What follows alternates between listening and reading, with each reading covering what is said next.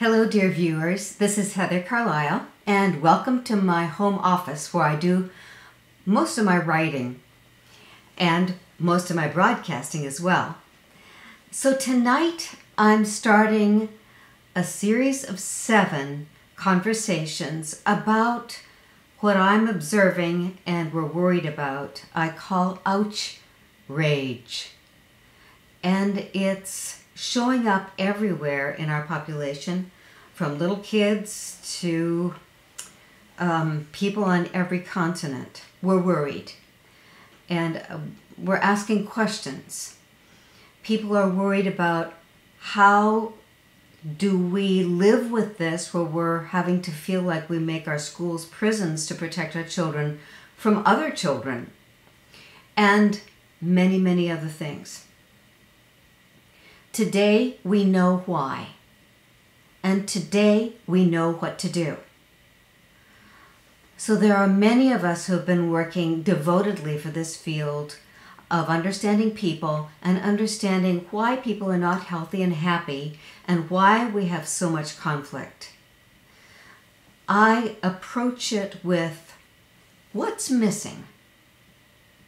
Not wanting to blame or guilt or shame or use OuchRage myself or rage of any sort. I want to be intelligent and accurate. And that always comes back to what's missing. What's missing? So I made a page today, a post on my website, which you can go to and read. But let me see here. I went and put some notes up for you so that you could see where I'm coming from today. I had an interesting experience not very long ago, and this is what I wrote in my post. And I'll just bring it over so you can see it. Investigate unraveling.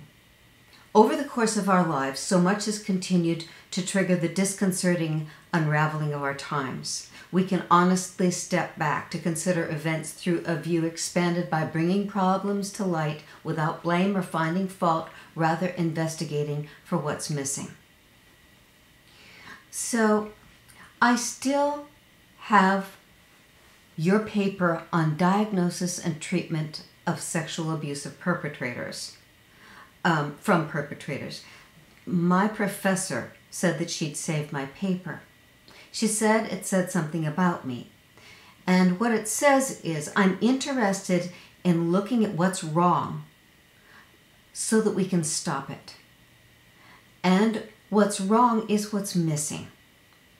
And so I believe that if we investigate, the answer is there. This may be a long shot, but I can usually trace such tragic harm back to improper parenting, which is based on outdated traditions, outdated knowledge. And our parents continued the behaviors their brains learned through their maturation process. What we have determined is that the earliest years are the foundation of growing up. If those first 5 years are neglected, it affects us for our entire lifespan. So I really appreciate the Harvard Center of the Developing Child. Goodness knows that they have looked at the best of the best, and they bring it to us so generously. So I wanted to show you this particular diagram. So notice brains are built over time from the bottom up, which means the foundation of our functioning as a human being in this body depends on the foundation that's set in place in the beginnings of our life. Then we build on top of that, and if the foundation is shaky, we can't go back and change it. That's one of the things we know about developing the beginnings of the brain. It is the unconscious system, and that system is what we call a right-only memory, which means once it's written for good. So notice here, more than 1 million new neural connections are formed every second in early childhood. So see this chart? Human brain development, notice it's birth, back down -8 at conception, and then up through 18 or 19. Notice the big deal in the first year. And it starts just about 3 months in utero and then begins building and skyrockets in the first year. Sensory pathways, vision and hearing, and then they level out around 4 or 5. Language goes way up around 7, 8, 9 months, which means we do have data that says a child can learn up to 13 languages when those language centers are really being built in a skyrocket sense. And that's often before they can talk.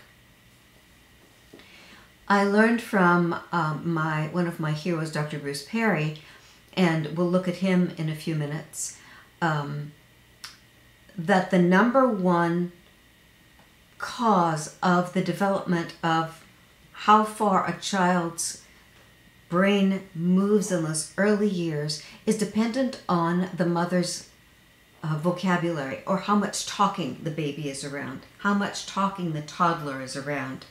So see how those language centers are peaking right around 6, 7, 8 months. Right then is when that child is inhaling everything. They may not be verbal, but it's going in and it will never leave them. They've got it. And then higher cognitive function. Look at that. How it peaks around 11 months, 1 year old, and then it starts tapering down around about to 14 or 15 years old. Isn't that stunning? So all of that growth is happening 1,000 miles an hour as it is, right in that first year of development. So little kids, 1-year-olds, little kids up to 4, 5, 6 years old, it's a critical time for them to have the foundation to build on for the rest of their life. So I wanted to show you how dynamic that is. When you can see it, it's like, wow. The interactive influences of genes and experience shape the developing brain. Experience. People, when they're before 6 years old, they need huge experiences. The brain's capacity for change decreases with age, which means our capacity for learning and growing. Cognitive, emotional, and social capacities are inextricably intertwined through the life course. And this is serious. Toxic stress damages developing brain architecture, which can lead to lifelong problems in learning, behavior, and physical and mental health. And so right there, one of the things where I'm thinking about unraveling the things that we're worried about, that cause us chagrin, that we're sad about, that we're angry about, that happens with our people, it starts right then. Learning, behavior, physical, mental health starts hugely before we even walk. That is not widely understood. Persistent stress, look at this, changes our brain architecture.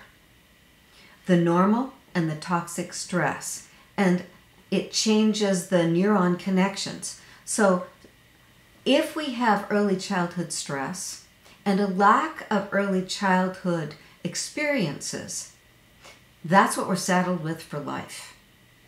So that is the bad news, good news. Good news is we can do so much. Bad news is most people don't even know how important it is. And most people in this country have a huge amount of stress and don't have enough time with those little bitty kids. So here also I have something from one of my favorite sources, the Search Institute. And this is, as you can see, the 40 developmental assets for childhood ages 3 to 5. So again, the Search Institute, a stellar institution, is showing us these are the things that our little ones need, our little kids need, before they're 5 years old. So I wanted to be able to look at the big picture, and as someone who, I want to know myself and I want to be a healthy person, I also want to show parents what their kids need. And I also want us to be answering our questions as to what's missing. Why are we looking at all of the problems that are popping up all over the planet in more and more serious fashion? It's something is missing. Many things have been missing. So this model is just my quick view of what it is that we need. And if there's something missing at any one of these stages, it's going to affect the rest of our lives. And so if you look, you've probably seen this model of mine before. This stacked, the 7 different abilities that are stacked. Now they're stacked because, as the Harvard Center for Child Brain Development says, we start at the bottom and we build. And so this is how developmental psychology and the models that I now know and trust, because we do understand how people develop, we have to start at the bottom. So starting at the bottom with the red triangle, which is health. And so this is the toddler, this is us as young ones. The first thing we want to provide for our young ones and for ourselves is safety and security, food, home. We want to be physically safe, fit. We don't want to be scared or abused or harmed in any way. So if you have any questions about this, I'd love to hear from you. So I brought a couple of videos that I wanted to share with you. In brief, there's the Harvard link that you can find very easily. And here is the page that I developed on my website. So you can go there tonight if you want and find these links to these wonderful videos. And I kind of tuned them up for you so that you can see, this is the page on my website. So there are 3 videos, Dr. Neufeld twice and Dr. Bruce Perry. So first of all, I wanted to play you just a little clip of Dr. Neufeld. Now this is a preview clip on making sense of preschoolers. And I wish every childhood expert, I wish every parent, just listen to this 12 minutes. I'm just going to play a couple of minutes for you. But these are the things we need to know, and most people don't take the time to hunt, or people who have little kids and they're sincerely wanting to take care of their little kids. There's so much available out there that they get overwhelmed. And so that's one of the responsibilities that I carry, is I want to be a curator for you. I want to point you in the direction of the ones you can trust. Not that all of them don't have something good to offer, but Dr. Neufeld is probably the best developmental psychologist alive. And then Dr. Bruce Perry is the greatest researcher on brain development and how that works. So here's Dr. Gordon Neufeld. I'd like to welcome you to this course on preschoolers. I must say that preschoolers are, I think, my favorite people. In fact, I love preschoolers. I love their integrity. I love their transparency. They are fascinating psychologically. They qualify for about 6 different diagnoses without even trying. Obsessive compulsive disorder, bipolar disorder, attention deficit disorder, oppositional defiant disorder, and we're just beginning. And it's all there. If you understand the preschooler, you've got the keys for everything you would possibly want to know. This is what I found out. I started off with adults, and I went to adolescents, and then finally when I got to working and consulting with preschoolers, well, the parents, the adults that were involved in preschoolers and working with preschoolers, did it all come together for me. So it's a privilege to be able to teach this course, bring all the pieces together. My heart goes out to preschoolers. I do believe that there's probably no group that is more misunderstood. They are brazen, yes. They are obsessive often. They are precocious, hysterical. They are impulsive, compulsive, anything but consistent. And we shall see that is all the way it should be. There is a reason for this. And that is important to understand. We don't get preschoolers often because they are not like us. And that is important. They are not like us, and we should not be like them. If we are like them, there is a problem. To try to make them like us is where most people involved are trying to do, and this is a problem. The appropriate analogy here would be caterpillars and butterflies. Related, yes. Fundamentally different creatures, yes. And I'm so glad butterflies have not yet figured out how to train caterpillars to be butterflies, because it would be a royal flunk if they did. And so this is a problem that we have, is we think that preschoolers are like us, just little versions of us, little miniature adults. And so the whole issue is to try and get them to be more like us so that they can fit in adult society. And as we go along, we'll find out that is where the greatest concern was. Piaget, one of the greatest developmental theorists and scientists, studied preschoolers, and that was his primary conclusion, is they are not like us, and that is why, and that is what we need to understand. Now, if society was in sync with developmental design, we would not need this course. If it was in sync with developmental design, we'd have culture, traditions, and rituals. We wouldn't have expectations on preschoolers that really didn't fit. But they are not like us, again, and so we need to understand them from inside out. And as I've subtitled it is what every young child needs us to know about them. The material in this course is applicable in every age, in every arena. So there you have Dr. Gordon Neufeld. If you've never encountered him before, now you can tell he's very approachable, he's very warm, very kind, and he really is an walking encyclopedia about kids and developmental psychology, brain development, and how to help our parents parent their kids in a really healthy way. Not in that overly, they have to do this, they have to do that. No, just in the warm, kind way of really knowing what you're doing.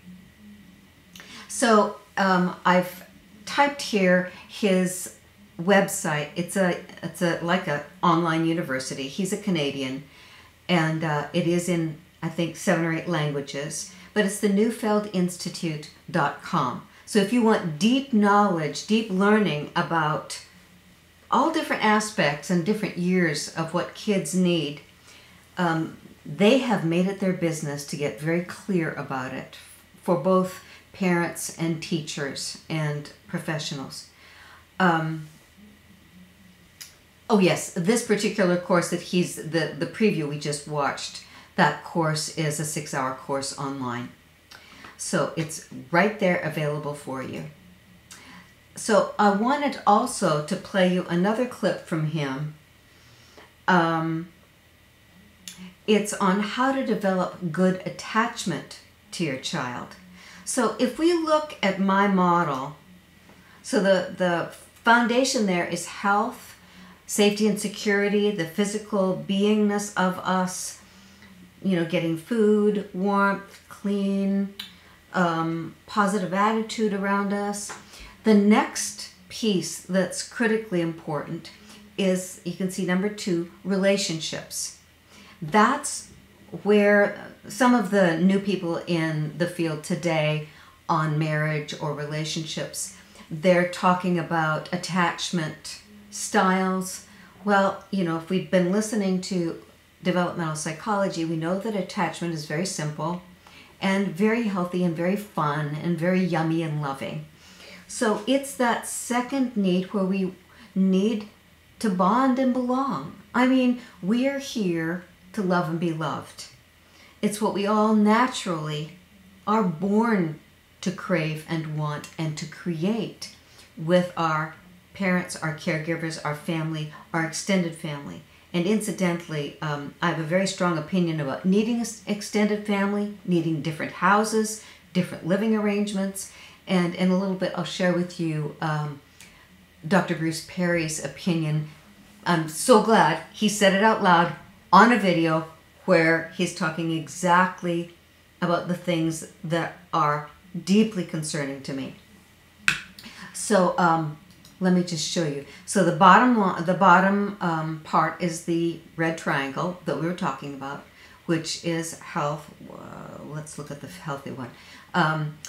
Health, vitality, sleep, your physical body, eating, being safe and secure, attunement with others, your sex being safe and healthy, your sexuality, your trust radius, your contentment, all of that, foundation of a good, safe, loving home. Then the next one, the orange circle, is relationships. And that attachment, it naturally starts happening when a baby is nursing and being attached to its mom. And many other things. We could talk about that a lot. But I just wanted to bring in that the next piece, after physical survival and nourishing and nurturing, we want the relationship, the love connection nurtured. So here's Dr. Neufeld in just it's only a 3-minute piece from Kids in the House. And I think I mentioned to you last time, Kids in the House. Kids in the House is, my hat is off to this woman. What she's done to develop that video resource is mind-blowing, and it's superlative quality. At any rate, I want you to just hear a little bit about what Dr. Neufeld says about that second stage that little kids need. Here he is. I've been spending my life trying to put the pieces together of how attachment unfolds. Yeah. And in fact, I had a wonderful opportunity of taking a whole year off just to be able to study all the attachment theories throughout the ages, actually, and see how it is that attachment is meant to happen. And it's a beautiful story, really. I'll try to tell it very quickly and very simply.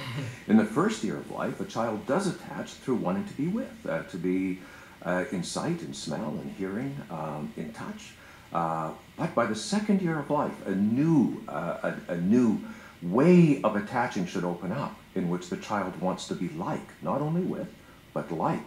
And this is the key to language acquisition, to stamping our form on their behavior. It's a key to so many things. If that goes well, the third part, by the third year, a child becomes preoccupied with belonging and becomes preoccupied with loyalty, to be on the same side as, which is a different way of closeness. To take the same side, to serve and obey. And that's when the obedience instincts begin to be there. By the fourth year of life, you should see in a child a huge quest for significance, to matter, because he feels close now when he is dear to those that he is attached to. Now, if everything unfolds properly, the fifth year is incredible. The limbic system, the command center, or the amygdala, the command center of the limbic system, the emotional brain pulls out, all it stops.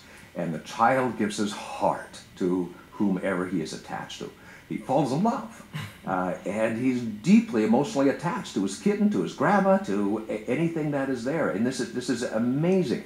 And it's so important, because when the child develops at that level, it sets the stage for the rest of parenting. We can't spending my life trying to put the pieces together.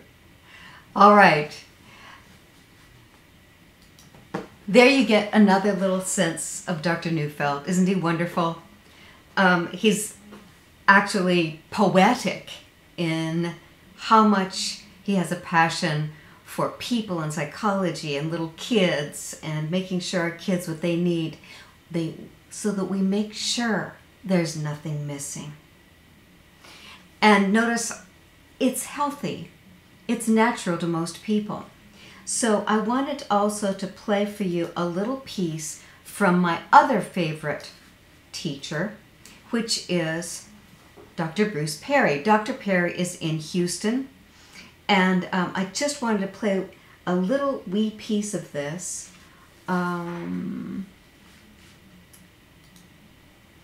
This one right here at 4:14.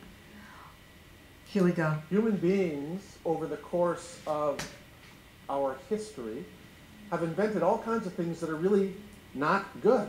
We invented anti-Semitism. We invented racism. We invented misogyny. We invented slavery. We invented a lot of things that we shouldn't pass on.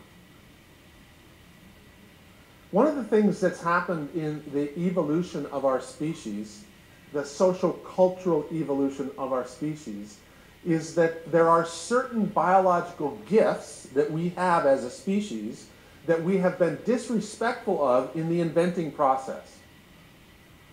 And two of these are absolutely essential to the long-term success of our species.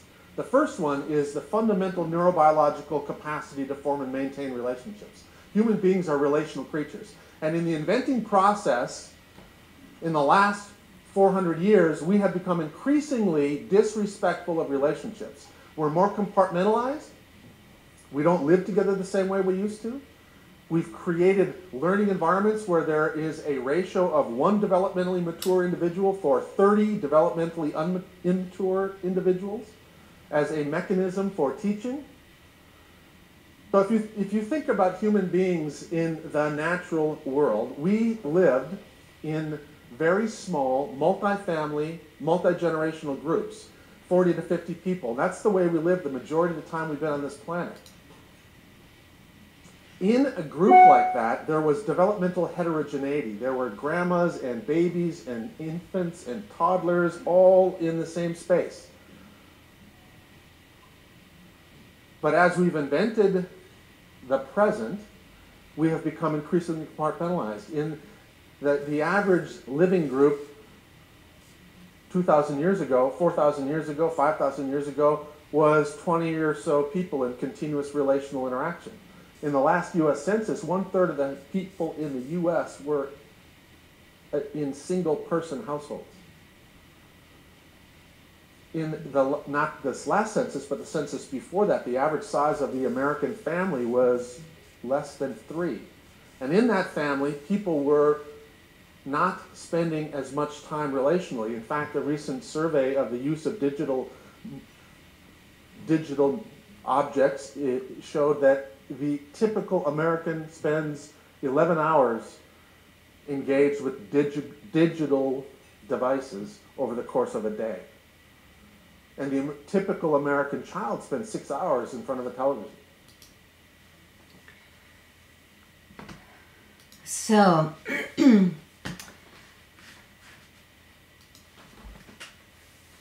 we used to be typically around 20 to 50 people in our life. Our kids were parented by not just, I don't think it's just a village, I think it's a villa where there are people everywhere and we have a beautiful life and we're all neighbors, if not relatives or extended family, and the kids are watched over by everybody.